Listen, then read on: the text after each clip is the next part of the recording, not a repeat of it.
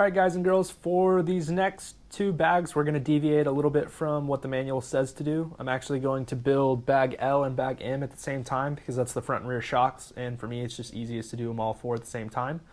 So I've got all the parts out here ready to go. On this side we've got the front shocks, on this side we've got the rear shocks. They are slightly different. They're actually pretty much the same length, like most of the components are the same.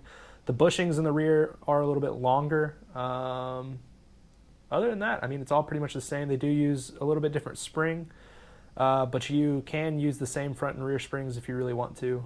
You can use the same rates. We've actually done it before. So yeah, I'll go ahead and build these up and show you what they look like when they're all done. And again, as always, feel free to ask questions on social media or wherever you want to, really. You can even use our website. So yeah, let me get these built up for you guys and we'll show you what they look like when they're done. Thank you.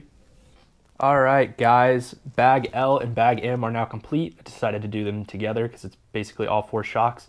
To be truly complete, it says to have it on the car, but I thought it'd be easier to show you guys the shocks if they're not on the car. In the blog, I'll take a picture, obviously, with the shocks on the car. But pretty much what you've come to expect from Tekno shocks, same thing here. We do have the new bushings in the shock cap that makes the shock cap last longer. They go along with the standoffs that we've already talked about. We also have the spring retainers that save the shock boots, make the shock boots last a whole lot longer. You wouldn't think they do because it's just a really simple change to the shape, but the shock boots really do last a whole lot longer with these.